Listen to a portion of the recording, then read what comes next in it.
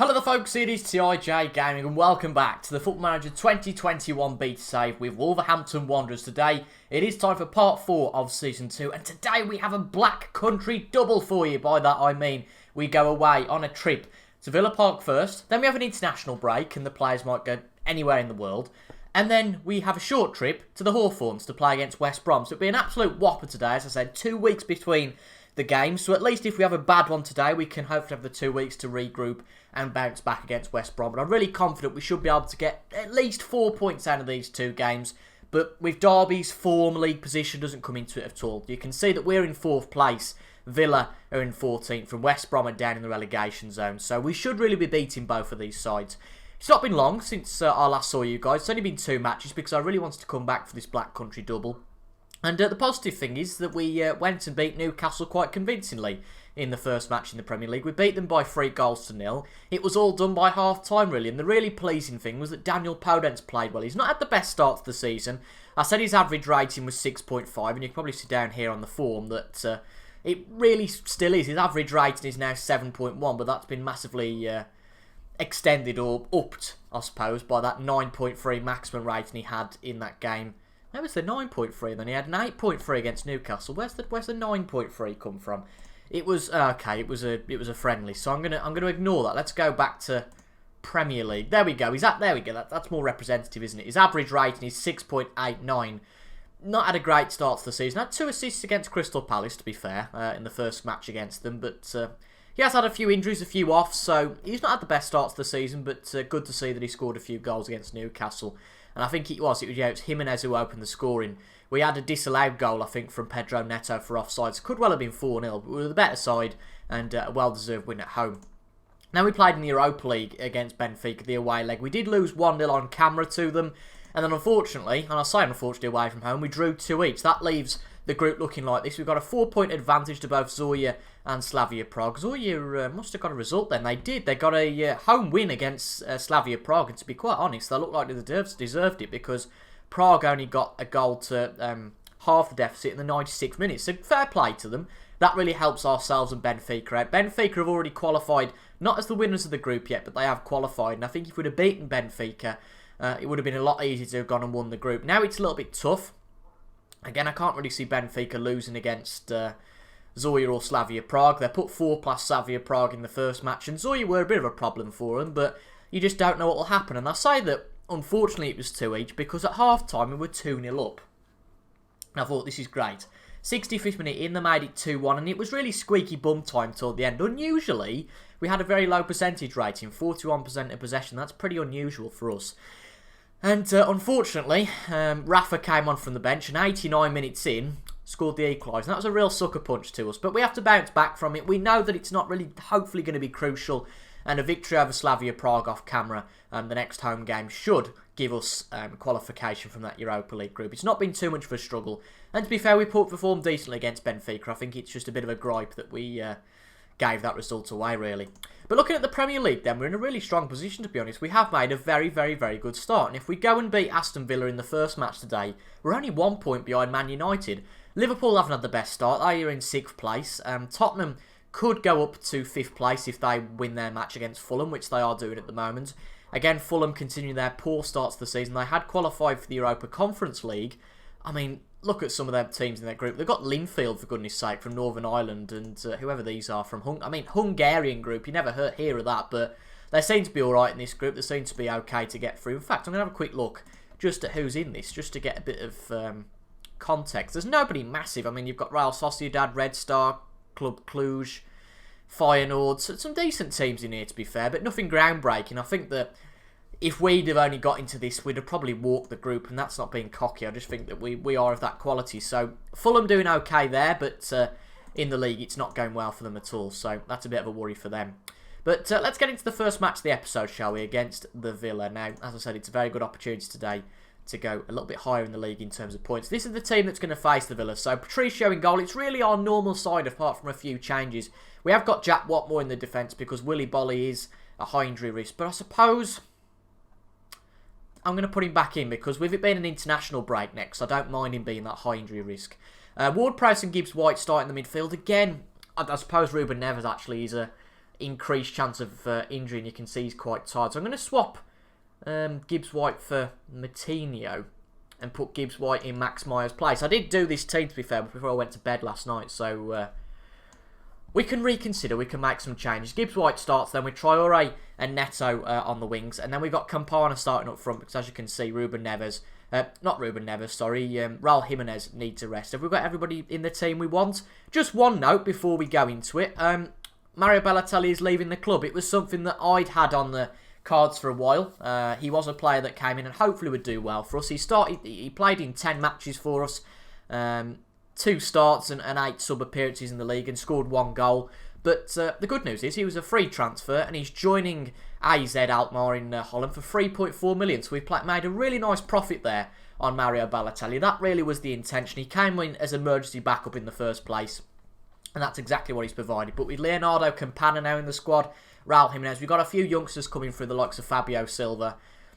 He's just not worth the 14 grand a week. He's not going to get picked, and at his stage in the career, in his career, he's really got to do it. So we want to avenge what happened last time we played against Aston Villa. I have to say, I can't really remember how it went. We must have lost to them. Yes, I think we did actually, but that was a long time ago.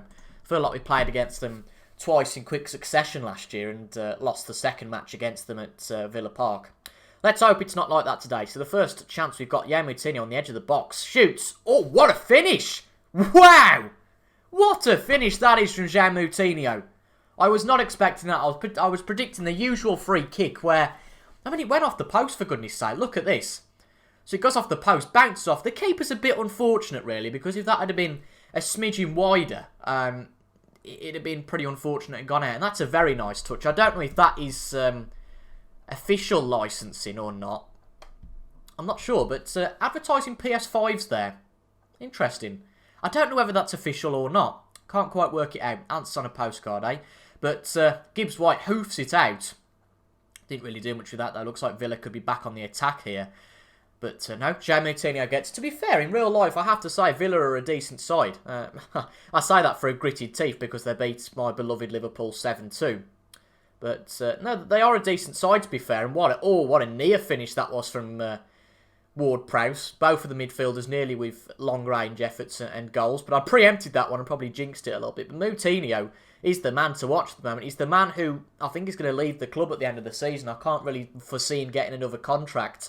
And anyway, we are only doing 2 seasons with Wolves anyway. But yeah, every match he gets at the moment, he's playing really well. But Villa have got a good side. They've got Grealish, obviously. Ross Barkley's gone back to Chelsea now. But they've got Grealish, Ollie Watkins.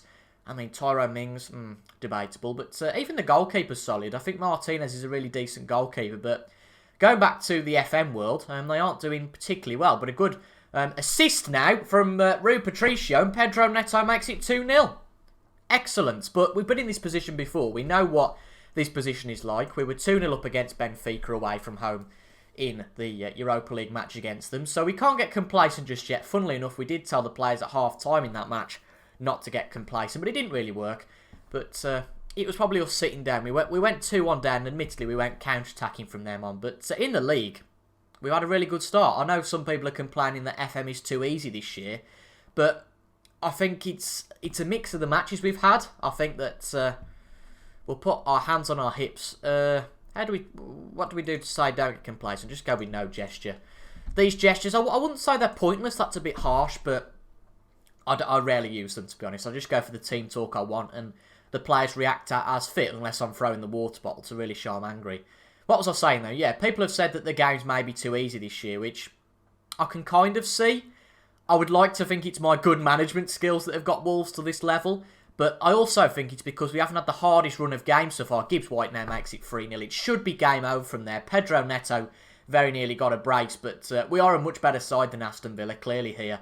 But I wanted to show these 2 games because in derbies, anything can happen. But it looks like, unless there's a real shock now, that we are going to go home back to Wolverhampton with the bragging rights, which is excellent. And the bragging rights by quite a substantial amount. We are 3-0 up here, dominating against Aston Villa. And the worry is that Campana is now injured. I don't really want to bring Raul Jimenez on unless I'm forced to. So apparently Pedro Neto's a decent striker, so we'll put him there. We'll play him as an advanced forward, because that's what he seems to like. And we'll bring Daniel Podence on. That seems to work for me.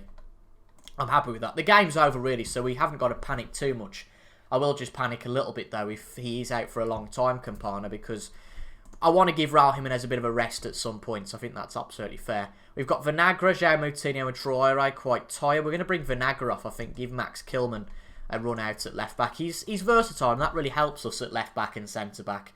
You might notice that Johnny hasn't really been used after he's come back from injury, but I suppose that's the problem when the player's out for a long time. You learn to cope without them, and when he's come into the side, he's done nothing that's really that convincing. And I suppose the same goes, albeit not through injury, for Kijana Hover. He had a few really poor games, and since then I've been really reluctant to use him. But Pedro Neto nicks the ball off the Villa player, nearly makes it 4-0 and gets his brace. I am going to introduce fresh legs. You are quite right from the dugout. We are going to introduce them for João Moutinho. He is a tired man, so we'll bring Ruben Neves on for a 10-minute run out, but this should really be game over now. But what I was going to say before I tracked on to other subjects was that I think it's the run of games we've had. We haven't had that typical horror month yet where we play all the big teams, and that's actually coming up in December, so that'll be interesting. I think we play Chelsea, Man United, Tottenham, etc, etc, but we'll see how we get on against the big teams. It will really be our big test, though. It's definitely game over. Could have easily been 5 or 6-0 here, if not for the good exploits of Emiliano Martinez, because Ward-Prowse had that long-range effort in the first half, remember. The main thing here now is in the next 3 minutes we keep a clean sheet. That's what I want to do. It helps our goal difference out. You can see that our goal difference is fairly comparable with Man City, who are the place above us. But it's been a great start to the season. I say only a great start because we are only 12 games in. Anything can happen, but every match we win is a match closer to doing well in the league. That's how I see it. But Neto back to Traoré, and just to put salt in the wounds for the Villa, Adama Traoré scores the 4th. Neto with the assist. He's had an absolutely cracking game, Neto hasn't. I think the board, well not the board, but maybe one of our staff members, someone definitely suggested at the start of the season we ought to send Pedro Neto out on loan. Why? He's an awesome player. I think he's only 20, he's still very young, got a lot of time to develop, but performances like this will live long in the memory. It certainly, hopefully, will live long in our and Villa's memory as well, and really irk them. But a cracking start to the episode, 4-0 against Aston Villa. And that's pretty good. The player's going to chill for 2 weeks now. Well, not necessarily chill, but train hard, vigorously. No, we're going to give him a little bit of a break. Can't obviously affect what happens in the internationals. Hopefully we have no injuries, and then we'll come back in a few weeks' time for the game against the Baggies. Please, same result would be nice. Could the incredible start continue? Let's see. Well, Man City lost the last game. They're playing against Liverpool and they lost. So if we go and beat West Brom, we're moving to 3rd. 3 points away from Man United, only 6 behind Chelsea. But as I've said, we really need all the points we can get at the moment, because after this we've got Leeds United, that's a tough match. Chelsea away from home. West Ham at home, that's probably one of the only winnable matches during this run. And then you can see we've got Man City away, Tottenham at home, Man United away, and then Liverpool at home. So for the next, 1, 2, 3, 4, 5, 6, 7 matches, we're going to have a tough time of it. If we can get maybe 9, 10 points out of those, that would be an achievement. But if we can do well against West Brom today, the sky's the limit. I know I'm reluctant and a bit, pessimistic for those matches. But at the end of the day, anything can happen. We've proven that so far this year. And let's keep positive, because that's the only way we're going to keep progressing. But a normal side really today. Not much to comment on. Neves and Jimenez are back in the side. Pedro Neto's out because his injury risk is high. So I've left him. Obviously, we've got the match against Slavia Prague in the week, which is a must-win. So I've left a few of the players out. You can see that Johnny's at right back because Nelson Semedo has picked up a little bit of a niggle. He's got a tight hamstring. I was reluctant to bring Hover in for what I talked about before. We were going to bring Luke Matheson in for a first start for the club because he's been doing really well in the under-23. He's been developing well. You can see he's a 2-star player now, and he looks a pretty good player, but he's got a high injury risk. He picked up a niggle in the last few days, and he's not ready to start either. So, Johnny, you know, I was saying in the previous match, said show us what you can do, and this is exactly the opportunity he might well need to put himself in the chance to start for the club in the future. Apologies if the doggy's barking down the garden because we've just had horses on the back here. Not us, somebody else had horses on the back here, and our dog absolutely hates horses. So, well, our dog hates anyone that's not us. So, apologies if you can hear her barking in the background, but those of you who are long-time viewers will know that the dog is a bit of a menace when she starts barking on a Saturday morning. I've told the lads that, really, we should be winning this match. I mean, West Brom are 19th in the table. We're 4th. I know, obviously, I was saying before that league position, etc. doesn't matter here, but ultimately we are the better side. These are the sorts of matches that if we are going to finish in the top 7 again, we have to win. And if we can get another 3 points here, that would be absolutely great. Let's see what happens though. 13 minutes in here. Rui Patricio, not a great clearance there, I have to say. Pereira on the ball, Matthias Pereira on the ball. Willy Bolly, a good tackle from Willy Bolly. Nice and clean, that's the way to go. Can we start our typical counter-attack here? Adama Traore running, and he's got real pace. Into the box and shoots, but that's a little bit tame. It was all good until the finish, that was. The finish was really poor, but the build-up play from Traore was nice, and his pace down that wing is really, really good. He cuts inside, gets quite central, and that makes a lot of opportunities for us. But poor stuff from Gibbs-White to lose the ball there, but we've got it back in our control. Ward-Prowse, nice ball out wide to Daniel Podence. Puts it back in. Lost again to Pereira. Being a little bit wayward here, but so West Brom. Good ball from Traore into Raul Jimenez and off the post. Very nearly the first goal today. You can see it's a little bit scrappy, isn't it? We're not necessarily keeping the ball as I'd wish, so I'm going to completely ignore that instruction to pass more directly, because that would really shoot us in the foot. If we're only sort of doing mixed passing at the moment and we're losing the ball, then we're definitely going to start losing the ball if we're do more direct passing and giving them opportunities. That would be pointless. But come on, Jimenez, work a bit harder to get to that. I tell you what, I'm sniffing a surprise result here. I am. I'm sniffing West Brom are just getting the better of the play here. And I feel like all our positive momentum could be damaged if we lose this one. But good stuff from Patricio. Again, a little bit scrappy in the midfield, but we win the battle in the end. Can Podence make something of this? Running around the left-hand side. He's dispossessed by Ivanovic. But Vinagre gets it, puts it into Gibbs-White, and it's a poor header in the end. But at least we are making opportunities. We've had 56% of possession. I'm going to try and go a little bit more attacking on the attacking preset on the mentalities, just to see if we can nick a goal before half-time. Because this could become one of those, if we don't get a goal before half-time, West Brom go, okay, we'll settle for a point. We're being outplayed. We'll settle for a point. And it's 0-0. As it says at the bottom here at half-time. West Brom won't be too disappointed of the result so far. I'm going to say we're not happy with the performance out there, because that's the way to get the players fired up sometimes. If you say, oh yeah, you were great, they might get complacent and lose it in the second half. But it's not been the best match so far. I must admit that the previous match didn't have many highlights apart from the goals, but I suppose they were the key highlights. That's what key highlights are designed for. But here comes Traore again. Can he make something of this? Gibbs-White in the box. No. Ward-Prowse back to him. Okay, corner. We are making the chances, but just not quite getting through. So the breakthrough has got to come at some point. I don't believe this match can end 0-0. Is that Will Hughes who's signed for West Brom? If that's a pretty decent signing, I have to say.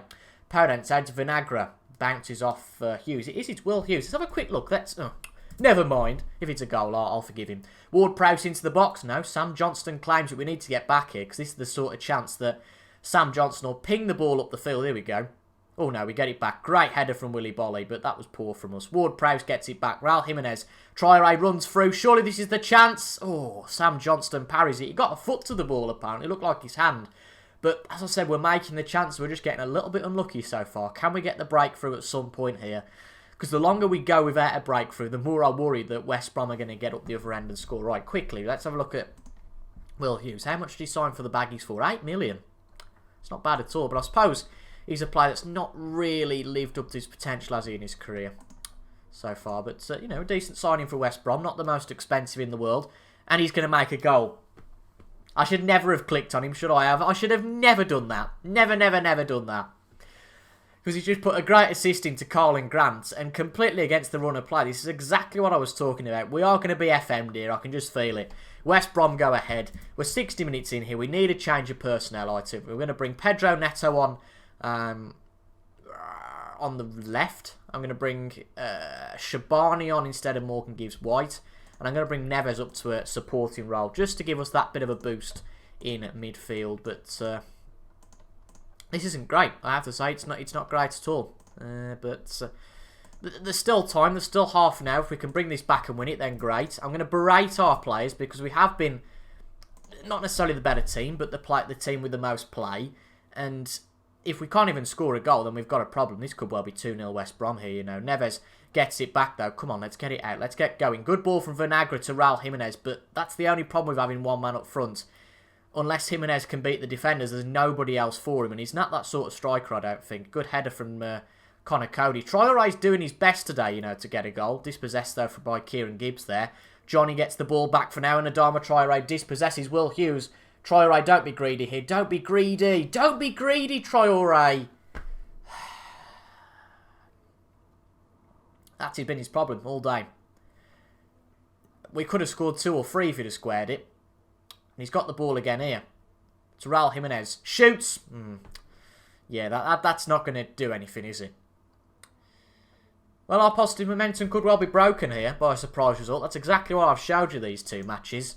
There's not really much we can do at this point. We're going to have to bring Neves off. He's shattered. We're going to bring Moutinho on because he seems to have done wonders for us in the midfield. I'm going to go very attacking. We've got to at this point, haven't we, really? In transition, distribute quickly over the opposition defence. Even if we can just get a point today, that's all that matters. Cody, no-nonsense centre-back. Make these no-nonsense full-backs as well. Just boot the ball out and see what we can do. See if we can get a goal or maybe 2. Maybe get a winner here. I can't see it, but let's see what we can do. We try and fire the players up. This is about all we can do. Let's see. Moutinho into the box. Connor Cody, Raul Jimenez. Yes! Whew! Thank God for that. West Brom hopefully aren't going to walk away with all the bragging rights, but there's still 5 minutes to go. This sort of thing's happened before. We've got an equaliser and the other side's gone up the other end and scored. So I've been a bit hesitant there. I've gone from very attacking to attacking. Jimenez wasn't offside there. Jimenez wasn't offside. There were plenty of defenders behind him. I think we are going to have to settle for the draw here, unfortunately. We have got 5 minutes added time, so I am just going to go for it. We might as well. See what we can do. Yeah, we're doing all that. Really high line. I know it's risky, but we've got to get on with it here if we're going to get this in the last 5 minutes. Let's see if there's a highlight. It might be too little too late, but given the way the game's gone today, I'll be happy with a point. But this could just be it. This could be a sucker punch, couldn't it? But no, luckily, a JG's header goes over the bar. Phew. But this could be another chance. It's not against the realm's possibility that a good team could score in the last 40-odd seconds. I mean, that's a pass that leaves a lot to be desired from Raul Jimenez. If that loses the game for us, that could be painful. Good clearance there from Connor Cody. That should be it for today's match. As I said at the start of the episode, I would take 4 points. And that's exactly what I will take now. These derby games are always tough. We look for a long time in the match like we were going to lose. And that's it. So we'll take the points. Slaven Bilic's team will be the happier. I mean, we should have really won that match with an XG far higher than our opponent. I'm not happy with the way Traore played today. I'm going to say it's not good enough because, again, you have to fire up these players. Oh, he's a Stafford lad, Gibbs White. I didn't know that. Morgan Gibbs White was from Stafford. Oh, there you go. Interesting. I should have just sent my assistant, shouldn't I? But we get a point there. We keep the positive work going. We don't go above Man City, but again, after 13 games, it's a very strong start.